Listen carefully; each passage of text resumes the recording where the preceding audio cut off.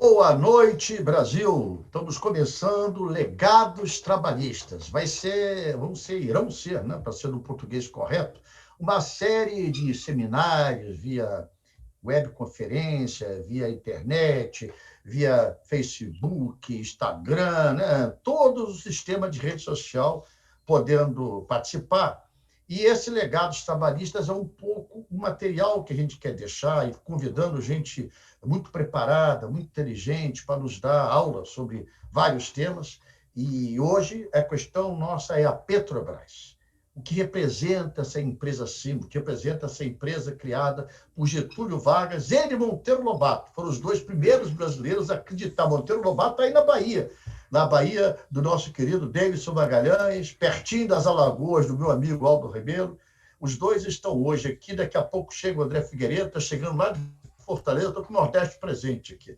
O nosso querido André chega daqui a pouquinho, ele estava em voo vindo do Ceará, e eu queria começar esse bate-papo, um bate-papo amigo, vamos levar aí de 1 hora e 15, um bate-papo em duas pessoas que eu tenho profundo respeito, admiração. Por ordem alfabética, Davidson, quero começar com o nosso querido Aldo. O Aldo é um amigo de muitos anos, o Aldo foi ministro de Estado, é um homem que tem uma combatividade e uma correção de caráter invejável. Se na política nós tivéssemos pessoas que fossem espelho do Aldo, nós tínhamos uma nova política, uma política com gente séria, com gente honrada. O nosso querido ministro sabe tratar com as pessoas, sabe respeitar. Ele foi ministro das áreas de defesa. Ele foi ministro que comandava Exército, Marinha e Aeronáutica. Olha para ver os que estão aí. Que comparação. Você tem que ser tombado pelo patrimônio histórico se comparar com esses que estão aí, né? Sem nenhuma ofensa e sem citar nome. É um privilégio, é uma honra. Muito obrigado, Aldo. Aldo, desculpe te chamar assim, mas é pela admiração, pelo respeito, pela intimidade que é devota a você, amizade, carinho e respeito pela tua história de vida. Petrobras, amigo Aldo, como ninguém você conhece o que é essa empresa. Quando fala em Petrobras, irmão, o que vem na tua cabeça? O que representa ela para a tua história de vida, de política e de luta? Boa noite, meu presidente Carlos Lupe. Boa noite, Davidson Magalhães. Boa noite aos internautas que nos acompanham. Parabéns ao PDT por promover essa série de entrevistas, de conversas, né, sobre temas tão importantes e tão relevantes para o Brasil contemporâneo. A Petrobras me traz à memória, desde a minha infância, da minha juventude, a ideia de grandeza do Brasil. Eu, ainda no curso primário, já aprendia a respeitar e admirar a Petrobras, inclusive pelos seus feitos. Que eram comuns a refinaria Landulfo Alves, de Mataripe, como um dos símbolos da Petrobras. Essa história que você citou do Monteiro Lobato, os planejadores do Getúlio, Rômulo Almeida, Jesus Soares Pereira, que propuseram a criação da Petrobras. Então, eu associo a Petrobras exatamente a essa ideia de grandeza, de realização, de êxito, de um Brasil que era construído com confiança e com otimismo no período do presidente Getúlio Vargas. É isso, gente. O que o nosso querido Aldo fala é um pouco a nossa história, né? A história do nosso povo, a história de conquista. Isso começa lá com Getúlio. Getúlio foi quem assinou o decreto da criação da Petrobras em 1954. E hoje, mais do que nunca, a gente sabe que o combustível fóssil ele é temporal, ele vai ter um tempo de duração, mas guerras no mundo, aliás, as principais guerras que principalmente os Estados Unidos patrocinaram, foram por causa da luta do petróleo. Então, essa é a discussão que nós queremos fazer agora. Davidson, você que é o homem da Bahia, essa terra de Monteiro Lobato, essa terra que é onde o Brasil começou, né? Tudo começa pela Bahia. Na sua cabeça, o que vem quando se fala de Petrobras, amigo? O que ela representa na tua vida, na tua história política, na tua visão de mundo?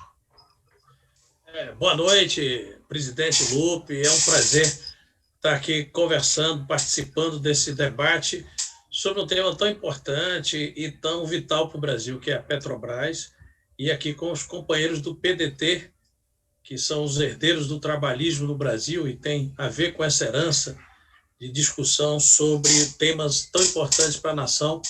Aldo Rebelo, nosso companheiro de lutas, ex-ministro, deputado federal, presidente da Câmara, e Aldo, acima de tudo, um companheiro de luta de muitos anos, que eu acompanho desde o movimento estudantil. Então, é um prazer, Aldo, estar aqui também compartilhando com você esse debate. O que é que me vem à cabeça quando se discute Petrobras? Projeto nacional, país-nação. O petróleo, desde que foi lá descoberto no século XIX, por mais que ele seja um combustível fóssil, nós estamos numa transição de energia, de matriz energética, o petróleo ainda continua a dominar a matriz energética mundial e é a base da indústria química. Não tem um projeto de desenvolvimento nacional sem ter como centro a questão da energia, como centro a Petrobras, pela importância que tem, pela sua relação com o petróleo. Portanto, quando a gente chama esse debate, e o tema do debate é a afirmação da soberania, Petrobras é a nossa afirmação da soberania, me vem sempre a necessidade de você ter um projeto nacional. Quando não se tem projeto nacional, não se tem necessidade de Petrobras. Mas aqueles que têm na cabeça, no coração, um projeto de um país de desenvolvimento, Petrobras é sinônimo de afirmação da soberania e da nação.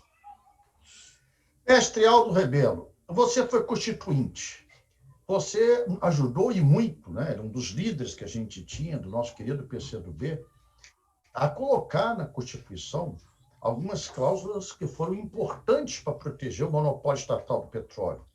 Quando você vê, e isso acontece principalmente do governo Michel Temer para cá, essas vendas, essas entregas de áreas riquíssimas, entregas à cobiça internacional, nenhum país do mundo faz isso, nem os americanos fazem isso. Como você vê e assiste o que vem na tua cabeça depois daquela luta que foi da Constituinte de 88 pela soberania do petróleo? Eu vejo como parte de um processo de fragilização da soberania do país, que é a soberania econômica, essa que é a mais importante. Foi por isso que o presidente Vargas se bateu, industrializar o Brasil ter aço, Volta Redonda, o Brasil ter petróleo, criar a Petrobras, o Brasil ter eletricidade, criar a Eletrobras. Ou seja, o Brasil ter os insumos e as condições para o seu desenvolvimento. E é justamente isso que está sendo destruído nos dias de hoje. Ou seja, no momento em que o Brasil se torna um dos grandes protagonistas mundiais na área de energia com a descoberta do pré-sal, você vai se desfazer exatamente da parte mais interessante, mais comercial da cadeia de petróleo, que são as refinarias. E refinarias, presidente Lupe, no Brasil, com uma particularidade, que já tem o seu próprio mercado, porque você tem países que têm refinarias e tem que sair olhando pelo mundo onde é que vende os derivados e o petróleo, a gasolina, como é o caso da Coreia.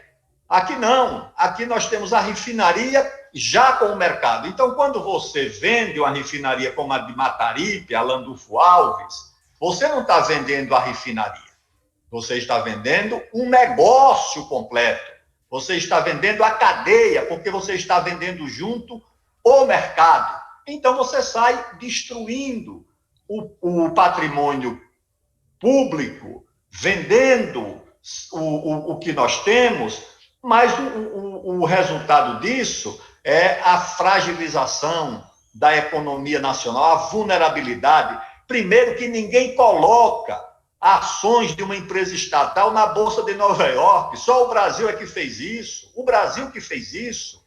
Ou seja, expondo a empresa nossa aos interesses de acionistas privados. O acionista público, o povo, tem que ser absoluto. Agora, nós temos um passo que é o de se desfazer desse patrimônio, negando todo o esforço, toda a história do nosso país e aquilo que está na contramão do que o mundo inteiro está fazendo. Olha só, nosso querido Aldo, eu estou botando óculos aqui até para ler, só para ter uma noção. Foram postas à venda a refinaria Abreu e Lima, em Pernambuco, a unidade de industrialização do xisto, no Paraná, a refinaria Landulfo Alves, na Bahia, a refinaria Gabriel Passos, em Minas Gerais, a refinaria Presidente Getúlio Vargas, no Paraná, a refinaria Alberto Pasqualini, no Rio Grande do Sul, a refinaria Isaac Sabá, no Amazonas, e a lubrificantes derivados do petróleo do Nordeste, no Ceará.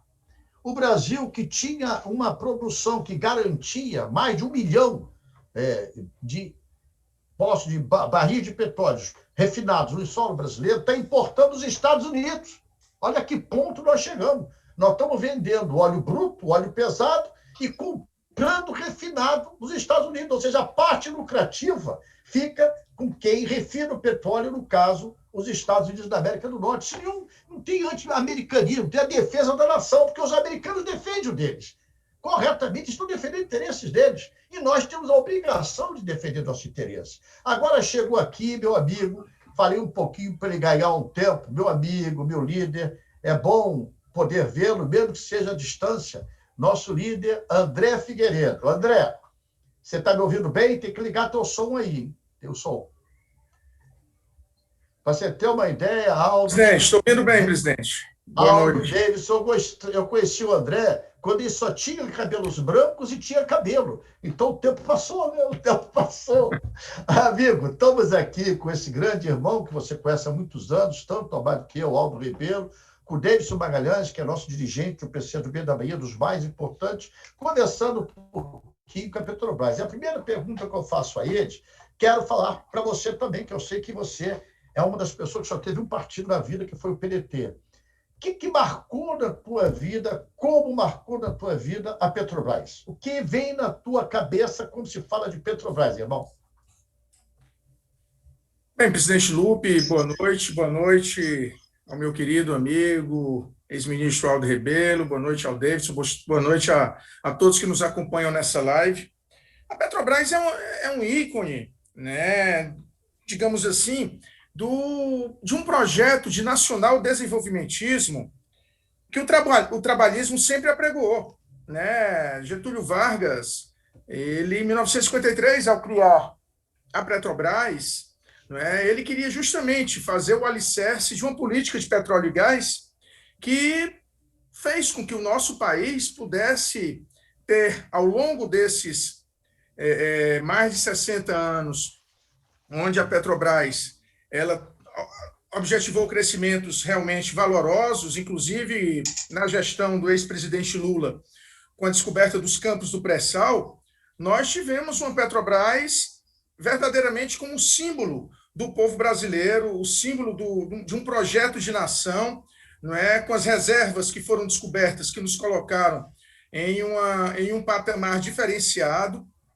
Lembro bem que em 2013, né, por ocasião da votação dos royalties do pré-sal para a saúde e a educação, nós conseguimos, junto com a presidenta Dilma, sensibilizar e fazer com que as riquezas advindas de algo que é finito, que é o petróleo, pudessem gerar conhecimento, que é algo infinito, e conseguimos aprovar naquele ano um projeto que certamente revolucionaria a área de educação, principalmente, porque 75% dos recursos eram para a educação, 25% para a saúde. Lamentavelmente, nós não vimos, depois, principalmente, evidentemente, da queda da presidente Dilma, esse projeto prosperar. São recursos minguados, boa parte contingenciados. Não temos hoje uma expectativa de que realmente esse projeto ele possa fazer aquilo que inicialmente estava proposto, mas o que nós temos hoje é claramente um processo de desinvestimento criminoso da Petrobras. São 179 áreas que estão sendo objeto de desinvestimento, desde poços até mesmo blocos de petróleo. Das 13 refinarias que a Petrobras tem no Brasil como um todo, vão ficar apenas 5, ou seja, vai perder o caráter da nacionalidade que a Petrobras tem no refino, não é? E ficarão apenas 5 refinarias no eixo Rio-São Paulo. E isso é de se questionar, até porque a nossa capacidade de refino ela está muito aquém da nossa produção de óleo cru, né? Nós temos um bom índice de produtividade de óleo cru e acabamos exportando esse óleo cru e depois importando a gasolina e os derivados do petróleo, ou seja, importamos algo que tem um custo menor, agregado, e importamos algo que certamente traz um déficit na balança comercial para a gente. Então, esse processo de desenvolvimento da Petrobras, inclusive com essas artimanhas que são feitas pelo governo federal, né, para que possa driblar a necessidade de uma autorização legislativa, né, ao fazer com que isso, foi uma decisão do próprio Supremo, subsidiárias possam ser privatizadas sem a autorização do Poder Legislativo, apenas num ato do Poder Executivo, né, isso não deixa de ser uma artimanha para enfraquecer a empresa-mãe e privatizar as subsidiárias, ampliando assim o desmonte de algo que é a cara do Brasil, que é a Petrobras. Então, o que eu quero dizer, presidente, é isso. A imagem que a Petrobras tem para todos nós que queremos um projeto realmente onde o país, nosso país, não fique sendo apenas uma neocolônia, era indispensável que nós pudéssemos, até mesmo porque a nossa tecnologia de extração do pré-sal é algo que os outros países não detêm, então que nós pudéssemos cada vez mais alavancar projetos de desenvolvimento dessa extração, mas que o petróleo efetivamente ficasse conosco e não que fosse entregue nas mãos de interesses particulares. E aí a gente sabe que a Shell, né, hoje é a empresa estrangeira que detém um bom volume, principalmente nos campos de Lula e Sapinhoá, né, e isso faz com que nós tenhamos a Petrobras, em vez de inibir a ação da concorrência, fomenta uma concorrência que, às vezes, na maioria das vezes, é predatória, quando ela tinha a possibilidade de ser, digamos, esse grande alavancador do desenvolvimento nacional. Davidson, você que está aí na Bahia, é baiano, olha só o que eu consegui coletar aqui. O Conselho de Administração da Petrobras aprovou em março, agora deste ano, a venda da refinaria Landulfo Alves aí na Bahia e seus logísticos associados para a Mubadala Capital, pelo valor de 1,65 bilhão de dólares. Pela conta do insuspeito BTG, que é o banco privado, BTG Pactual, a Mubadala pagou 35% a menos do que valia a refinaria Landulfo Alves. O Instituto de Estudo Estratégico de Petróleo, Gás Natural e Biocombustível, INEP, estima que houve um desconto na casa de 50%. Se isso não é roubo, se isso não é ladroagem, e olha, nós estamos falando de algo em torno de 1 bilhão e 65 milhões de dólares, ou seja, em torno de quase 7 bilhões de reais. Né? É muito dinheiro. Então, amigo, como é que fica a gente conseguir informar o povo dessa ladroagem?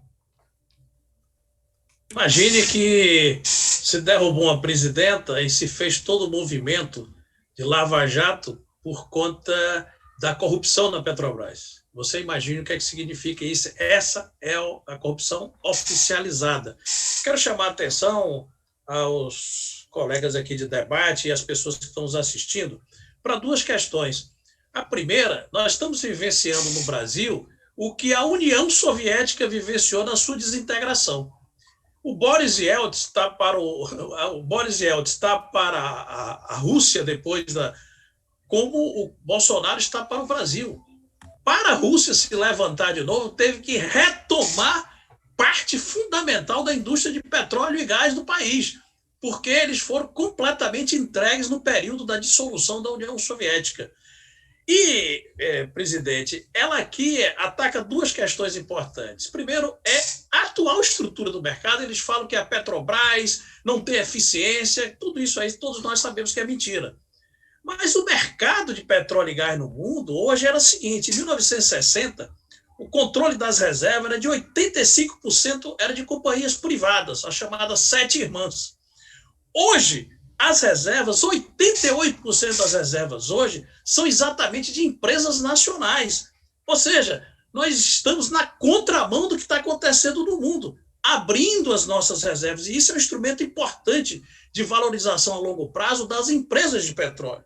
E o segundo elemento, que foi muito bem colocado aí, que é o chamado desmonte. Olha, uma empresa de petróleo, o valor do preço do petróleo no mercado mundial, ele oscila muito. A rentabilidade de uma empresa de petróleo está quando ela controla toda a cadeia, que vai do poço, da exploração, até a comercialização do petróleo, passando pelo processo de refino. Ninguém bota petróleo no carro. O que você bota é combustível, gasolina. E isso tem que passar pelo refino, tem que passar pelo processo de distribuição. E eles não estão só vendendo as refinarias, estão vendendo as refinarias, estão vendendo o processo, venderam o processo de distribuição, venderam as estruturas de transporte do gás. Então, eles estão retaliando, que é uma das questões mais importantes que existe no mundo, que é o seguinte: depois de achar extraído, a integração é fundamental para agregar valor. Porque quando o preço do petróleo cai, você ganha na refinaria, ou você ganha na petroquímica. E todas as grandes empresas de petróleo do mundo, as chamadas majors, entre elas a Shell, Chevron, Esso, BP e Total, todas elas estão do poço ao posto. E estão retirando a Petrobras, o que isso não é só, é inviabilizar a companhia do ponto de vista de rentabilidade e transformar áreas importantes do Brasil na área de comercialização, de transporte, de distribuição e de refino, passar isso exatamente para o controle das multinacionais. Por último, portanto, o que é que está vendo? Está vendo uma transferência para pegar o excedente do petróleo, que é muito grande, o excedente do petróleo, dessa riqueza gerada no país, e passar para o controle das multinacionais. Essa desnacionalização que está ocorrendo no Brasil compromete o futuro e um projeto de desenvolvimento nacional. Isso representa o que o nosso Yeltsin, aquele não bebe, ele toma cloroquina. E a única diferença entre o Yeltsin e ele, que um se embebeda de álcool puro, fazia isso, e esse de cá é de cloroquina, mas o processo perverso e desnacionalizante é o mesmo. Davidson, e tem mais, o nosso Aldo, que tem uma grande experiência nessa área, todas essas 12 refinarias foram construídas ao longo dos últimos 60 anos, com dinheiro público. Tudo só conseguiu chegar a esse tamanho, a Petrobras só conseguiu ser a maior empresa petrolífera do mundo individualmente, por dinheiro público. E o Brasil controlando tudo, como falou o Davidson, desde o poço de petróleo, nós somos pioneiros, né? A questão do pré-sal é obra da engenharia nacional, dos nossos engenheiros e técnicos da nossa querida Petrobras. Quando eles quebram esse ciclo, eles quebram essa capacidade de começo e fim de todo o processo que vai da produção, a descoberta, a produção, a distribuição e venda, eles estão quebrando com um patrimônio que não pertence a nenhum governo, mas pertence ao povo brasileiro. O que fazer, Aldo, para impedir isso, irmão?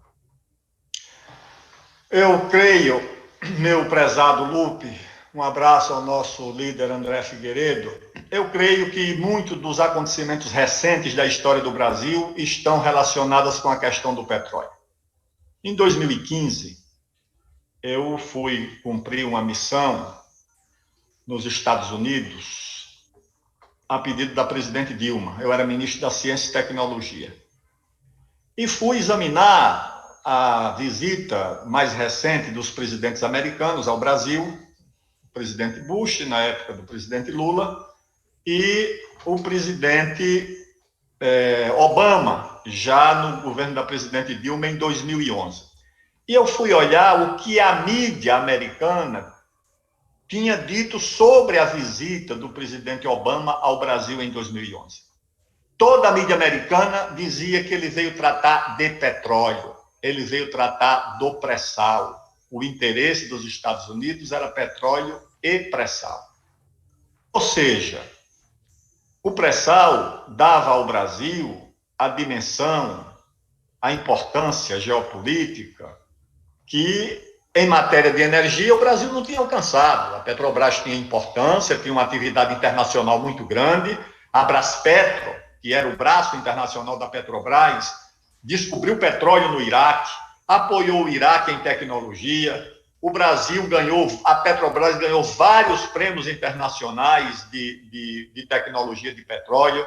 Eu visitei na Líbia, em 1989, um projeto de transposição de água do sul da Líbia para a capital, que era conduzido pela Braspetro.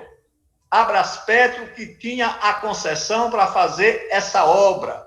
Ou seja, além da nossa atuação em Angola e em outros países, eu creio que a dimensão que o Brasil passou a ter com as descobertas do pré-sal desencadearam, não estou dizendo que foi o governo americano, que o presidente Obama disse certa vez para a presidente Dilma que não era a questão do governo, mas o chamado Estado Profundo, naturalmente, se moveu, está por trás desses acontecimentos, e acho que a Lava Jato, na minha impressão, a Polícia Federal Brasileira não tinha capacidade, polícia de delegado que vive em Facebook fazendo campanha eleitoral, não tinha capacidade de reunir as informações que foram reunidas para torpedear a Petrobras, para entregar informações, como a Lava Jato entregou, sobre a Petrobras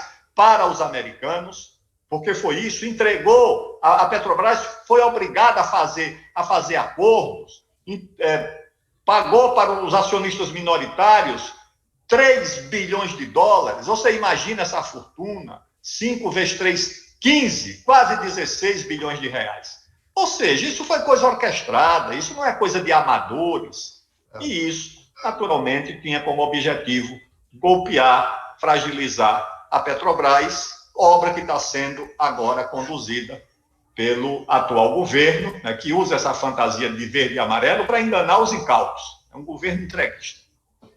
É isso mesmo. E olha aqui, companheiro André, só para a gente ter uma ideia, o que o nosso Aldo falou, eu falei no comecinho que foi vendida a refinaria Ludolfo Alves, aí na Bahia, por 1 bilhão e 650 milhões de dólares. Só de pagamento, pelo que o Aldo está dando aí, são mais de 3 bilhões de dólares. Então, é quase 2 refinarias que foi vendida na Bahia só de pagamento que fez aos acionistas minoritários por causa do Lava Jato. E atrás disso, muita gente não consegue entender. Quando se fez a Lava Jato, isso que o Aldo falou, eu concordo completamente com o que o Aldo está falando. Isso é uma construção da destruição de uma empresa pública, de uma empresa do Estado brasileiro, de tecnologia avançada, primeira e pioneira a fazer a exploração do pré-sal, tecnologia de ponta que está sendo, inclusive, copiada pelos americanos. Isso não é à toa. Isso é para tomar na mão, isso é uma invasão da soberania nacional. Só para ter uma ideia, amigo, irmão André Figueiredo, o Brasil hoje tem capacidade de produzir 2.720.000 barris dia, primeiro trimestre, e tem capacidade de refinar 1.150.000 barris dia. Ou seja, nós estamos refinando metade, menos da metade do que produzimos. E qual é o jogo disso? Importar, irmão. Nós vendemos o óleo bruto, o óleo pesado, o óleo que custa menos, tem menor valor econômico, vai para as multinacionais internacionais, principalmente para as americanas, refinam e a gente compra de volta pagando 2, 3, 4, 5, 10 vezes o valor, porque agora está tudo dolarizado. Né? É uma vergonha. André, como a gente pode lutar, irmão, no Congresso Nacional, na Câmara, como você luta, eu sei, para que a gente consiga esclarecer e impedir essa entrega de um patrimônio que pertence ao povo brasileiro? Presidente Lupe, nós recentemente nos deparamos com aquela chamada MP do trilhão, né, onde, lamentavelmente, do governo Temer, o Congresso Nacional aprovou a medida provisória 795, que ela foi, digamos assim, um assalto à projeção de arrecadação que a União teria em relação ao excedente em óleo nas áreas que seriam objeto de contrato de cessão onerosa. Inicialmente, a Petrobras teria direito a 5 bilhões de barris, mas os estudos demonstraram que, para além dos 5 bilhões, ainda teriam mais 15 bilhões de reservas que a Petrobras poderia ter ficado com a exploração desses recursos. Pois bem, foi objeto de leilão. Nós tivemos aí, dentro de uma projeção desses 15 bilhões de barris só nas áreas de cessão onerosa, para além do bônus de assinatura. O que é o bônus de assinatura? O bônus de assinatura é como se fosse um sinal que a empresa vencedora do bloco, né, arrematado, ela tem que pagar. Mas, para além disso, ela precisaria também pagar imposto de renda pessoa jurídica e contribuição social sobre o lucro líquido. Só que ela pode deduzir nessa metodologia que foi colocada por parte da medida provisória, né, e posteriormente numa lei que foi aprovada também na Câmara, de autoria, salvo melhor juízo, do deputado Carlos Sampaio e do deputado Baleia Rossi, nós tivemos aí mais um prejuízo de arrecadação, digamos assim, durante o período de exploração. Esses 15 bilhões de barris, né, nós temos aí uma expectativa só nessas áreas aí de termos aproximadamente 3 trilhões de reais de arrecadação nos próximos 35 anos. E como o custo de produção para o Brasil é muito pequeno nas áreas de pré-sal, nós estamos falando aí em 22% de custo de produção, ou seja, teríamos mais de 2 trilhões de reais de arrecadação, e com a incapacidade que nós temos de auditar essas grandes empresas multinacionais, eu exemplifico na Shell, a Shell teve um lucro operacional que depois, por conta das manobras contábeis, terminou em prejuízo contábil, ou seja, a Shell não pagou nada de IRPJ, Imposto de Renda Pessoa Jurídica, nem contribuição social sobre o lucro líquido. E é por isso que se vislumbra que o que poderia ser arrecadado em termos desses dois tributos no horizonte de 3 trilhões de reais seria aproximadamente 1 trilhão e alguma coisa, porque é 25% a alíquota do IRPJ e 9% da CSLL. Então, digamos assim, esse bônus que foi dado para essas empresas multinacionais, que caso fosse a Petrobras, por ser uma estatal, nós teríamos condições de auditar isso daí. Então, é uma riqueza muito grande que está literalmente indo pelo mundo afora, né? Nós vemos que a Noruega, que é um grande exemplo, né, a Statoil lá, que é uma empresa estatal, que tem participação privada, mas é uma empresa do governo norueguês, ela chega até a 82% de participação do Estado. Aqui no Brasil, a Petrobras está cada vez mais saindo da área, né? Eu temo muito o que vai acontecer até o final desse desgoverno Bolsonaro, e se nós não tivermos um governo nacionalista a partir de 2023, certamente a Petrobras, assim como outras estatais que são objeto dessa ânsia de dilapidar o patrimônio público brasileiro, nós não seremos o que acontecerá com ela. Talvez seja uma empresa que vai ter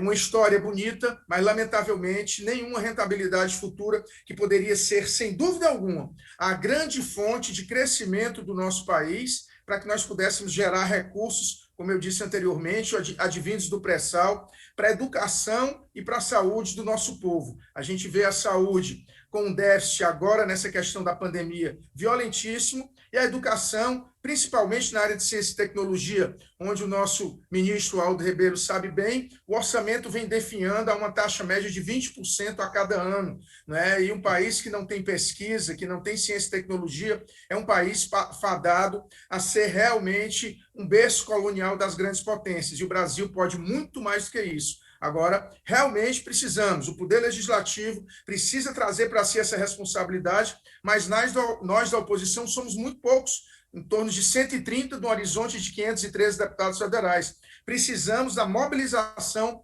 dos movimentos organizados para frearmos toda essa ânsia de entrega do Estado brasileiro. Davidson, o que o nosso André, o nosso querido Aldo falam, são números que assustam. O povo não consegue entender, é bilhão, é trilhão, que diabo, que tamanho é isso? É muito difícil. Ao mesmo tempo, se fez uma campanha para juntar a Petrobras com corrupção. Quando se fala o petrolhão, ali roubaram muito. E se juntar como se a Petrobras fosse aquele elefante pesado, aquele Estado pesado. E a população não tem noção do papel dela. Porque a população só olha, a gasolina está aumentando. Só quer saber que o preço da passagem está aumentando. O gás está aumentando, o gás de cozinha está aumentando. Então, é uma luta desigual. Na minha opinião, isso tudo está somado. Isso tudo tem as multinacionais que patrocinam os grandes programas de televisão, os grandes jornais. Você vê sempre propaganda da ESSO, propaganda da Shell. E essa propaganda tem que ter sua resposta. E a sua resposta nessa campanha de difamação da Petrobras, na campanha da destruição desse patrimônio. As pessoas não têm mais noção, é só lembrar nossos avós, dizer, o ouro negro. Por que falava o ouro negro? Porque valia tanto quanto o ouro, né? Então, amigo, você que é um baiano, e baiano é rico na língua popular, de saber se comunicar com a gente do nosso povo, como a gente consegue explicar para a população do Brasil o papel, a importância estratégica da soberania, a importância estratégica do futuro da nação, dos nossos filhos, dos nossos netos, em ter a Petrobras sob o controle total do Estado brasileiro? Olha, Lupe, o que a gente vê, o povo já está sentindo no próprio bolso. GLP, o gás costumeiro, gás de cozinha. O que é isso? Ele é o petróleo refinado. Ele passa pelo processo na refinaria e é transformado em GLP. Então, se a gente não tem um controle sobre isso, se a gente vai indexar todos os preços dos nossos combustíveis, e olha que o Brasil é autossuficiente na produção de petróleo, mas, como você bem levantou, nós estamos agora fazendo o quê? Importando combustível. E vamos partir, na medida que a gente está quebrando o processo de refino das refinarias, nós vamos importar cada vez mais, vamos chegar até a importar gás liquefeito. Vamos chegar a esse ponto, porque é uma necessidade para a população. E à medida que você quebra, o que está havendo é uma desindustrialização do Brasil. O plano de negócio da Petrobras 2020-2024 é de transformar a Petrobras apenas numa produtora de petróleo cru. O que significa isso? Voltarmos a um estado primário exportador e desindustrializar o país. Isso tem um efeito direto na população, no preço dos combustíveis, né? Porque antes você tinha controle sobre o preço dos combustíveis. É possível fazer uma definição do preço dos combustíveis levando em consideração o que você importa, mas o que você produz internamente. Não fazer também congelamento, como foi feito de maneira irresponsável, que terminou descapitalizando a Petrobras e não gerando um desenvolvimento para o país. Também você desequilibra, não é assim. Mas a ação direta, e isso termina criando um fluxo negativo para a população brasileira. E veja que o processo brasileiro, apesar da estagnação econômica, a inflação está crescendo. E por que a inflação está crescendo? Pelo preço dos combustíveis, pelo preço de grande parte dos insumos que passam a ser importados. Por exemplo, na indústria petroquímica, nós estamos nos distanciando, nós já fomos a 5ª indústria petroquímica do mundo. Nós estamos despencando, porque a indústria petroquímica tem como base fundamental o gás natural e a nafta.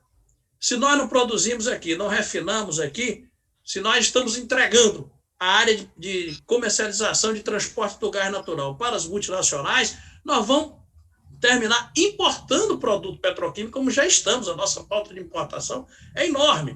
Tudo isso vai encarecer. Então, a população vai precisando, vai entendendo aos poucos a importância que tem isso. Da campanha que foi feita difamatória em relação à Petrobras, olha, nós tivemos aí, todo mundo aí ou tem um iPhone ou tem um Samsung. A Samsung passou por um processo de denúncia de corrupção muito grande. A presidenta da Samsung foi afastada da Samsung, mas eles não acabaram com a empresa. As empresas nazistas que participaram da Segunda Guerra Mundial, Volkswagen, Bayer, etc., não foram desmontadas. Olha que elas participaram do esforço de guerra nazista. Esse é o único país que você desmonta as empresas no combate à corrupção, você não afasta os corruptos, você pune a empresa, você pune a inteligência. Foi isso com a Petrobras, foi isso com a indústria da construção civil brasileira, foi isso que desmontou o Parque Naval brasileiro. Então, nós estamos vivendo, é o que o Aldo levantou, essa Lava Jato foi um processo de guerra híbrida, foi para desequilibrar um país que estava jogando um papel na geopolítica internacional, na criação de uma outra alternativa multipolar, que foram os BRICS. Você vê agora que já tiraram dos BRICS o B, já tiraram dos BRICS o I. A Índia e o Brasil já se deslocaram dessa alternativa multipolar. Portanto, é muito importante a gente resgatar esse debate, porque o Brasil, com a descoberta do pré-sal, tem uma riqueza enorme que pode ser transferida e acumulada, esse excedente de petróleo, para gerar bens e serviços para o povo brasileiro, educação, melhoria da saúde e retomar a industrialização brasileira, porque esse é o grave problema. Nós estamos vivendo a reprimarização da economia brasileira. E quebrar uma indústria de energia, como era uma indústria de energia, a Petrobras não era só indústria de petróleo, ela estava se constituindo uma grande indústria de energia para o Brasil. Não tem país desenvolvido sem ter uma indústria nacional de energia sob o seu controle. E é isso que nós não estamos deixando, está deixando de acontecer, e estamos voltando aí a antes da década de 50. Amigo Aldo, nesse primeiro semestre, 69% da produção de petróleo do Brasil está sendo tirado do pré-sal. A gente que tem memória sabe que nós chegamos a ser ridicularizados. Olha, o custo do pré-sal é impossível se explorar, isso vai ser tiro d'água. Isso, 69% nesse primeiro trimestre desse desgoverno. Olha como a Petrobras é forte, como ela é imponente, como ela é independente, como ela tem pernas para andar sozinha. É produzido do pré-sal.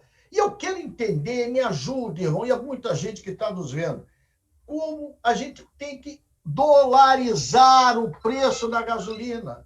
Nós produzimos 2 vezes mais do que precisamos. E nós acabamos dolarizando o preço do combustível. A minha cabeça é limitada, eu não consigo entender. Me ajude a entender isso, amigo Aldo.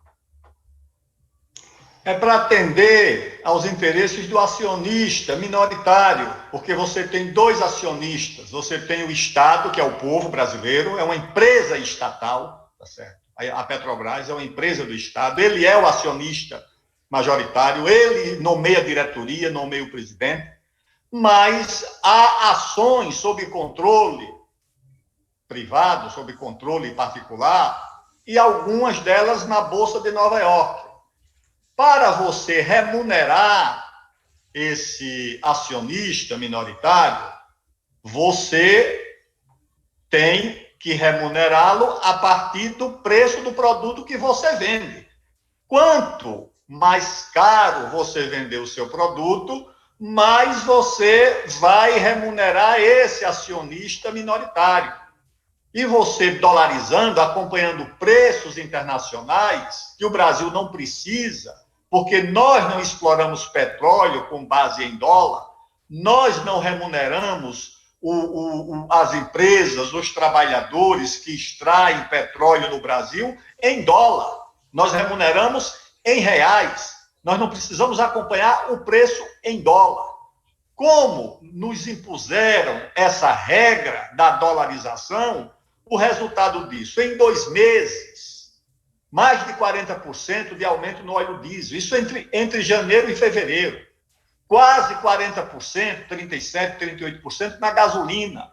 Ontem eu recebi de um amigo que tem empresa de construção, construtora, aumento de 25% no preço do asfalto.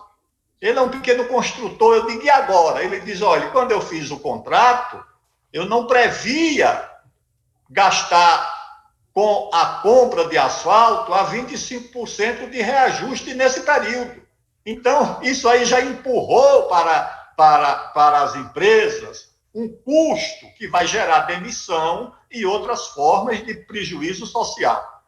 Tudo isso para você remunerar acionistas minoritários comprando petróleo no Texas. O Brasil compra gasolina, aliás, comprando gasolina no Texas.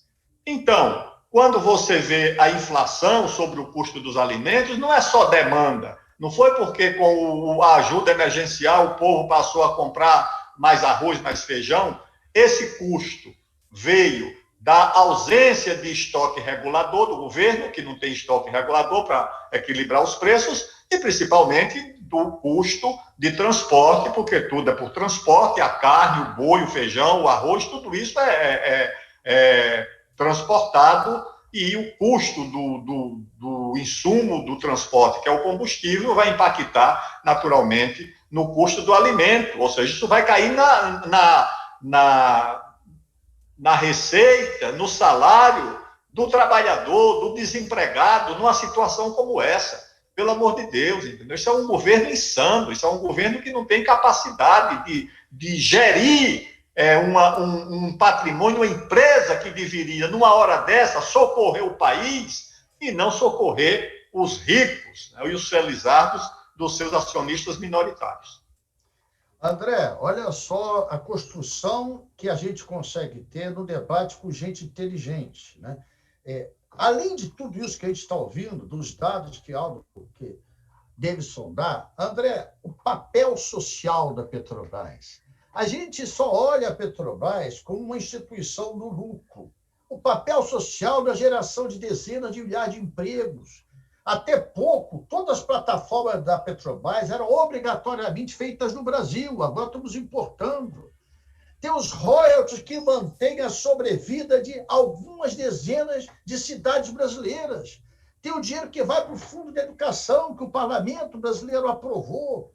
O papel social da Petrobras, e quando a gente entrega ela para a sanha privatista, para esses grupos que só querem ter lucro, só querem o dinheiro pelo dinheiro, olha o exemplo concreto de hoje. Se alguém me assistir a algum hospital privado que esteja abrindo a porta para o povo brasileiro, venham que nós vamos salvar a vida por causa da Covid, me indique. Não existe. Olha, se não fosse o SUS, se não fossem nossos heróicos médicos da área do SUS, é a mesma coisa eu falo da Petrobras. Não pode ser essa visão do lucro pelo lucro. Além de a Petrobras ser altamente rentável, além dela ser estratégica, ela tem um papel social fundamental, principalmente na educação, André, que você ajudou a aprovar lá. Explica para a gente isso, meu amigo. Gente, a gente precisa fazer um resgate da história mais recente da Petrobras, né? Nós vimos aí que acusam a Petrobras de ser uma empresa falida, mas ela gerou, em termos de receitas operacionais, entre os anos de 2011 e 2014, em média, 140 bilhões de dólares. O Pedro Parente, quando assumiu a Petrobras em 2016, em junho de 2016, iniciou seus sequenciais planos de destruição da empresa, ele que veio do sistema financeiro. Ele recebeu com caixa de 100 bilhões de reais, aproximadamente 30 bilhões de dólares. Uma empresa quebrada que tem 30 bilhões de dólares em caixa. E fora, evidentemente, todo o potencial das reservas de pré-sal, né? E que isso geraria um valor inestimável para a Petrobras. Pois bem, esses recursos, se eles fossem, digamos, gerenciados de modo a dar uma competitividade para a Petrobras, tanto no mercado interno quanto no mercado externo, nós poderíamos aí estar numa situação muito tranquila, como você bem colocou, presidente. Nós poderíamos estar gerando emprego. O Brasil hoje exporta, em média, 1,3 bilhões de barris dia, aproximadamente 44% da produção de óleo cru, e importa 600 mil barris dia de derivados. Quer dizer, esses barris dias de derivados podiam estar sendo produzidos nas nossas refinarias, e não estão. Por quê? Porque simplesmente o plano operacional do senhor Pedro Parente, ainda em 2016, levou em consideração que a Petrobras, a partir de agora, na sua matriz de preços, ia levar em consideração, em outras palavras, né, ele fez um enunciado, mas, em outras palavras, ia levar em consideração os custos de importação, mais uma eventual margem de lucro com a cobertura dos eventuais riscos inerentes à operação comercial. Sendo assim, qual o objetivo da Petrobras?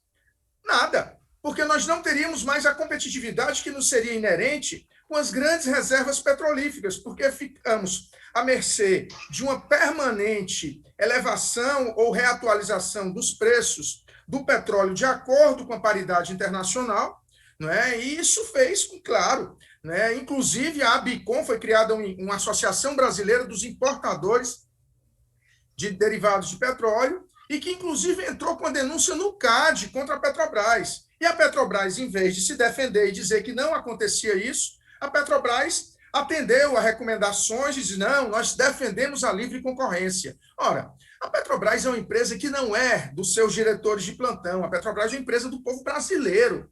Então, nós não temos que ficar tendo preocupação em preservar a livre concorrência. Se o nosso custo operacional é mais barato, se nós remuneramos a nossa mão de obra em reais e não em dólares, se nós temos condição, sim, de ter um custo de extração do petróleo muito abaixo de outros países, porque nós detemos a tecnologia de extração em águas profundas que nenhum outro país tem, na forma como o Brasil tem. Por que a gente não utiliza esses diferenciais para termos o petróleo e o gás para o nosso povo, inclusive, barateados?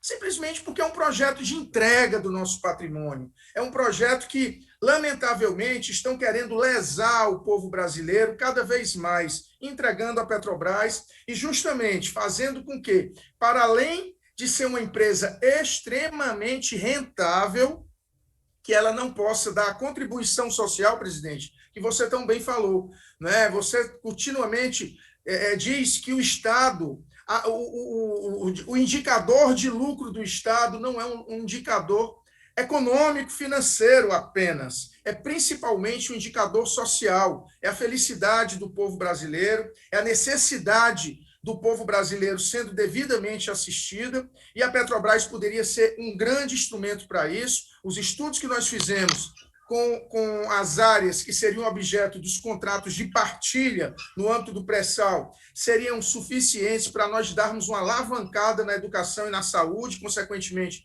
termos essa contribuição da Petrobras para esse mercado, né? Bastava 50% do fundo social, os outros 50% poderiam ficar para um colchão de reserva. 50% do fundo social já nos daria um aporte em 10 anos de aproximadamente 200 bilhões de reais, só nas áreas até então existentes, que era em 2013, principalmente o campo de Libra, né? Mas outras áreas já foram exploradas nos últimos anos, e nós temos aí um valor inestimável que poderia realmente estar revolucionando a educação. Enfim, pelo menos, se nós conseguirmos, né, resistir mais esse 1 ano e meio que tem aí de desgoverno Bolsonaro, se a CPI não fizer um bem para o Brasil e desvendar, né, os inúmeros crimes contra a humanidade, que seja inevitável um processo de impeachment, mas vamos contar que tenhamos que aguentar mais 1 ano e meio, 1 ano e 8 meses, certo? Nós precisamos fazer essa grande trincheira de evitar que essa empresa tão importante, que detém uma tecnologia que outros países não detêm, que tem o conhecimento das nossas reservas, que são muito grandes de petróleo em águas profundas, que nós consigamos segurar isso para que um novo governo nacional desenvolvimentista possa ter acesso a todo esse patrimônio construído e reverter isso para o povo brasileiro, e não apenas para os grandes grupos econômicos internacionais que estão muito ansiosos de tirar o que ainda nos resta. Olha só o exemplo que o nosso amigo André Figueiredo está dando. E olha a importância, olha como exemplo do que eu vou dar agora, companheiro Aldo, Davidson e André. Niterói, que foi a antiga capital aqui do estado de Janeiro, criou o chamado Fundo Soberano. Sabe o que está se fazendo com esse Fundo Soberano, que chegou a ter em caixa quase 700 milhões de reais? Está bancando uma bolsa emergencial para 50 mil famílias pobres e carentes, de R$500 por mês no cartão. Ninguém vai para fila, ninguém vai para banco, recebe no cartão, como se fosse um ticket de refeição, o crédito, e utiliza no comércio local para fazer as suas compras. Bancado pelo quê? Pelo Fundo Soberano, criado com royalties do petróleo. Esse exemplo concreto, ninguém precisa acreditar nas minhas palavras. Vá lá no orçamento da Prefeitura de Niterói, dá um pulinho lá em Niterói para vocês verem quantas pessoas, são 50 mil famílias. Isso significa praticamente 30%, 40% da população, 35% da população de Niterói. Eu estou dando um exemplo concreto, entendeu? André, Aldo e Davidson. Um exemplo que a gente quebra essa falácia. Ah, vocês querem isso aqui para quê? É um absurdo. O absurdo é não ter essa noção. Olha aqui, Davidson, só para você comentar.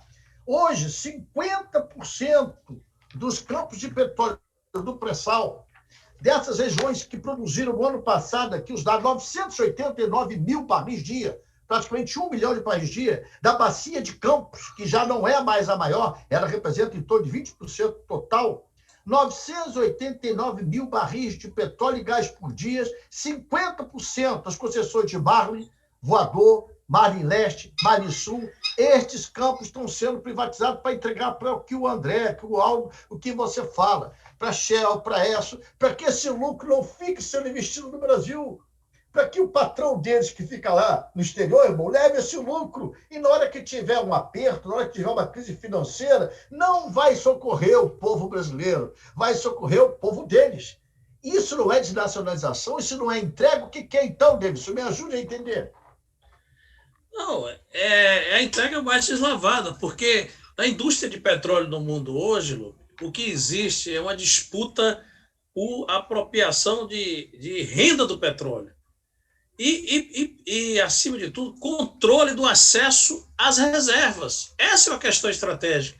As grandes empresas, as chamadas majors, que são a Shell, que tem aqui uma atuação muito forte e é muito amparada pelo governo federal, o que é que tem aqui? Essas empresas perderam o controle de grande parte das reservas porque empresas estatais, como a Aramco, da Arábia Saudita, a Gazprom da Rússia, a CNPC da China, a empresa do Irã, a PDVSA da Venezuela, a Petrobras e a da Malásia controlam as reservas. Então, o que nós estamos fazendo aqui é o que não está acontecendo no mundo. Enquanto as empresas de petróleo estatais do mundo, que até a década de 60, todas essas reservas eram controladas pelas empresas privadas, grande parte delas anglo-saxões, americanas e inglesas, o que acontece agora é que as empresas de petróleo estatais, elas não só controlam as reservas, mas como estão fazendo que a Petrobras está seguindo o caminho inverso, por determinação do governo. Elas estão entrando na área petroquímica, elas estão entrando na área de refino, elas estão entrando na área de distribuição e controlando essas áreas para, a partir daí, ter a renda do petróleo, que é muito grande. E tem uma desculpa aqui de que a Petrobras está endividada e que não tem recurso. Isso não é verdade. Você pega 2013, o endividamento da Petrobras, a Petrobras tem reserva de petróleo, 110 bilhões de barris de petróleo a 210 é exatamente o que a previsão de reserva que existe no pré-sal. Então, isso aqui é um grande ativo, que é o ativo para frente. E olha que a Petrobras tinha uma dívida em milhões, 221,563 milhões de dólares em 2013. E agora cresceu. E já vendeu ativo em 2020, está com 328 milhões. Ou seja, em bilhões de reais, melhor dizendo, 328 bilhões de reais, essa dívida cresceu. E você está se desfazendo de ativo, É como se você estivesse devendo a agiota, você nunca paga, é um buraco sem fundo, porque exatamente falta dessas políticas. E eu quero destacar que a Petrobras, além dessa função social que o André Figueiredo levantou, André, estou lembrando de você quando a gente atuou, quando eu fui deputado federal aí, sob sua liderança aí da minoria, a gente enfrentou aquele período de desmonte aí no governo da Dilma, né? Esse primeiro ataque que começou em relação à Petrobras. E quero dizer que, mesmo a venda dos ativos, longe de resolver o problema do endividamento da Petrobras, quem resolve o endividamento da Petrobras é a sua rentabilidade. E nós temos fundo soberano que podia estar fazendo isso, porque o fim da Petrobras, porque nós estamos celeremente indo para a desestruturação da Petrobras, para torná-la uma empresa apenas de produção de petróleo. Estamos voltando assim a algumas décadas e ao século passado. Isso significa inibir a população brasileira, impedir que a população brasileira tenha acesso ao instrumento decisivo para o seu desenvolvimento, que é uma empresa de energia. Porque não é só uma empresa de energia, é uma empresa que as outras empresas, para o processo de industrialização, dependem dela. Isso é que é a questão fundamental. Põe em risco o nosso projeto de soberania, de desenvolvimento. porque o Brasil voltar a ser uma grande fazenda de soja, de exportação de minério de ferro, de celulose, isso é um atraso monumental. E isso é a perspectiva de você ter um projeto de desenvolvimento nacional em pleno século XXI.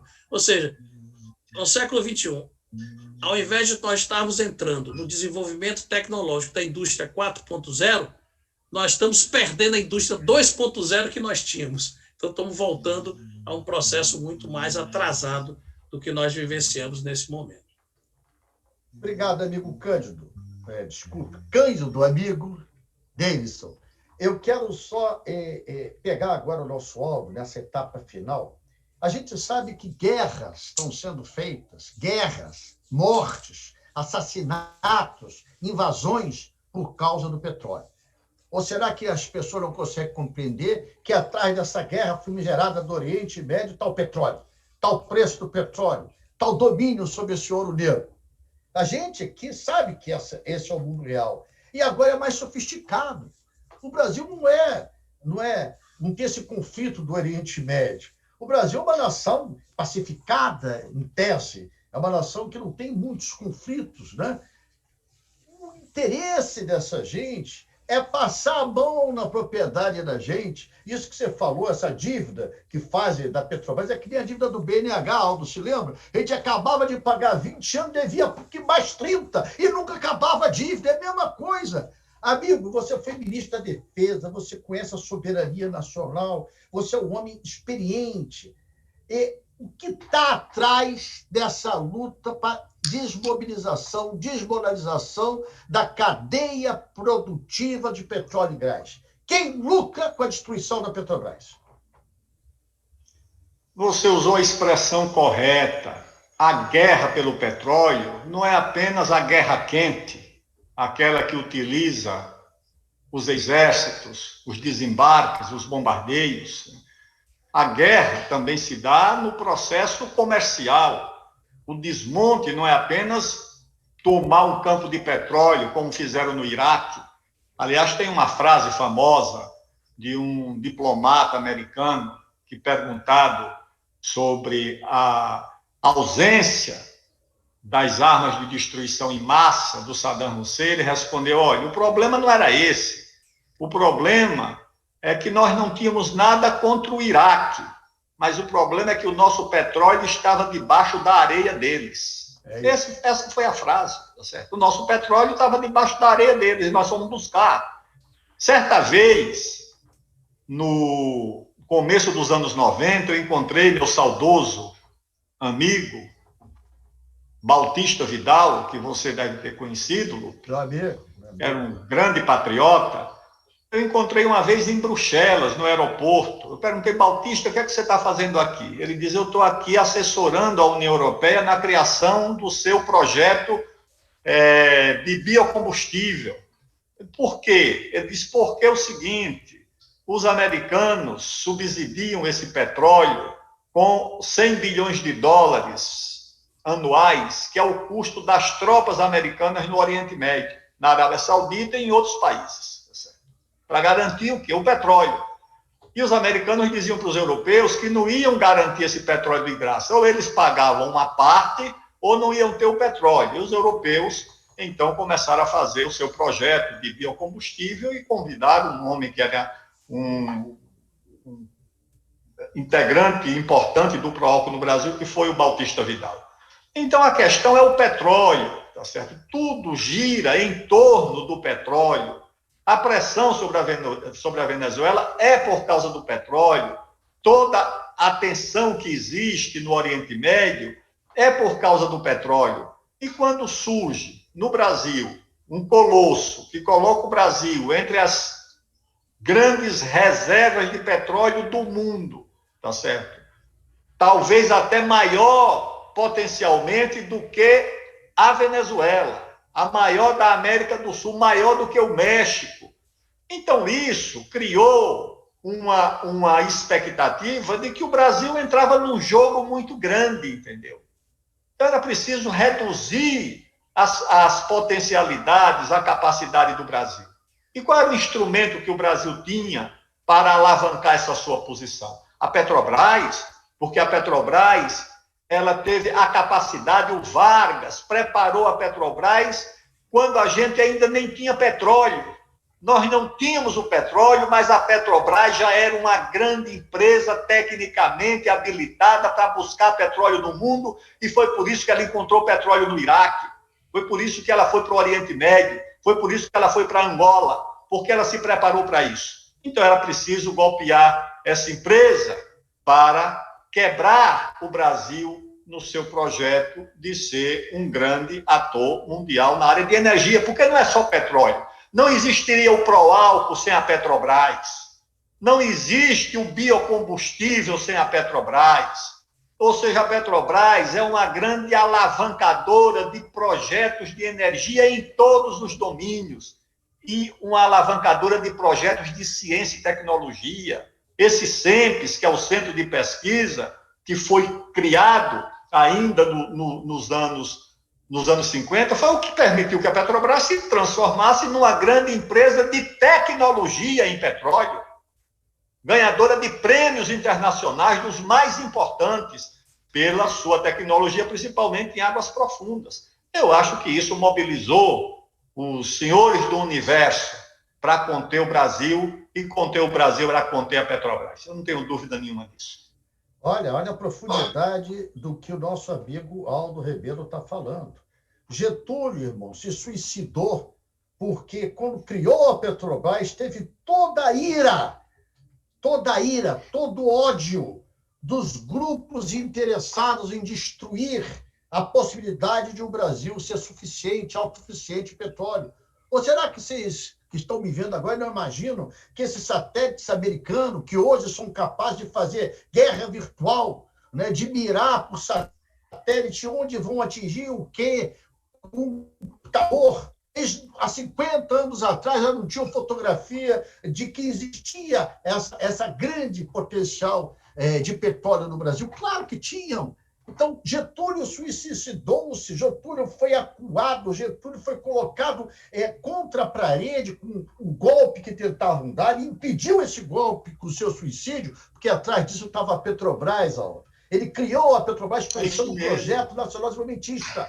Ele criou a Petrobras pensando na soberania nacional, na autonomia da nossa nação, na importância da nossa gente. Mas nós não podemos ficar, isso que eu quero ir para a rodada final agora, porque a gente se empolga, né? E é tanta gente inteligente que a gente fica inspirado por vocês falando até demais. Quero pedir desculpas. Mas, André, nós temos que levar otimismo. Nós não podemos acabar aqui achando que nós estamos no fim. Não estamos, não.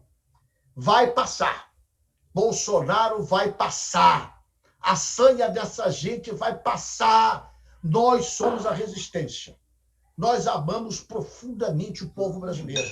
E nós vamos resistir a toda essa gente que acha que irá destruir a soberania do povo brasileiro. Com a tua mensagem, irmão, amigo André, para a nossa gente que está nos olhando e às vezes fica até pessimista, fica chocada, a vontade é de ir para casa e não sair mais. E a gente faz ao contrário.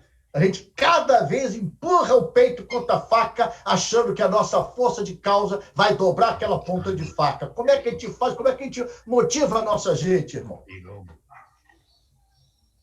Eu acho que momentos como esse, né, esses seminários que estão sendo feitos aí, que você está à frente, junto com o Manuel Dias, né, junto com todos os que verdadeiramente querem discutir matérias que são importantíssimas para esse projeto nacional de desenvolvimento que a gente quer ainda ver implantado no Brasil, eles são uma espécie de alavanca também para incentivar jovens companheiros que nos acompanham nas redes sociais, estudiosos, acadêmicos, trabalhadores da indústria de petróleo e gás, no caso específico do tema dessa live. Né? Nós temos aí a experiência do Davidson, que eu tive a honra de ser colega dele na Câmara, do Aldo, que eu também tive a honra de ser colega, não apenas na Câmara, mas também no Ministério da presidente Dilma, quando saímos juntos por ocasião do impeachment, né? E a honra que tenho, claro, de conviver com você há quase 30 anos, nessa luta pelo Brasil que Brizola tanto sonhou, e que nós ainda temos, sim, expectativa e quase que uma convicção de vermos pelo menos os alicerces sendo construídos de uma forma que nos dê a respeitabilidade que precisamos ter no cenário internacional. A Petrobras, ela é um exemplo claro disso. Nós temos uma empresa que é exemplar para o resto do mundo, mas que, infelizmente, estão num processo de sucateamento e que nós precisamos frear. Né? Por isso que temos entrado, para além das ações dentro do legislativo, com outras medidas judiciais. Né? Você toca muito bem com os nossos advogados, o jurídico do PDT tem se esforçado demais para frear ações descabidas, tanto no âmbito do enfrentamento da pandemia, que a irresponsabilidade de Bolsonaro já levou mais de 410 mil brasileiros e brasileiras ao óbito, né, quanto também nesse processo de entrega do Estado brasileiro. Né? Nós estamos aí com a possibilidade de vermos os Correios sendo privatizados também. Né? Tivemos a oportunidade de apresentar um projeto que torna os Correios o operador de logística preferencial da administração pública direta e indireta do nosso país, o que daria um superávit acima de 2 bilhões de reais nas receitas dos Correios. Nós temos aí um processo de entrega do SERPRE e da Dataprev, que em termos de retorno financeiro é muito pequeno, mas em termos de entrega da segurança dos nossos dados, tanto pessoais quanto das administrações públicas, é um assinte, porque são as grandes empresas internacionais que querem ter acesso aos nossos dados. Né? Então, essa resistência ela é indispensável. Ela é indispensável. A Petrobras talvez seja mais simbólica, mas envolve Correios, SERPRE, Dataprev, Banco do Brasil, Caixa Econômica, envolve Ceitec, né, que é uma indústria de condutores no Rio Grande do Sul. Ou seja, o parque que tão duramente construímos está sendo entregue e nós vamos sim conseguir barrar isso. Nós vamos resistir, nós estaremos dentro do parlamento fazendo todas as medidas que tiverem ao nosso alcance, na esfera do Poder Judiciário da mesma forma, e vamos construir juntos com o povo brasileiro essa grande trincheira, não é? Porque já resistimos várias vezes, a campanha do petróleo é nosso, ela foi vitoriosa. Né?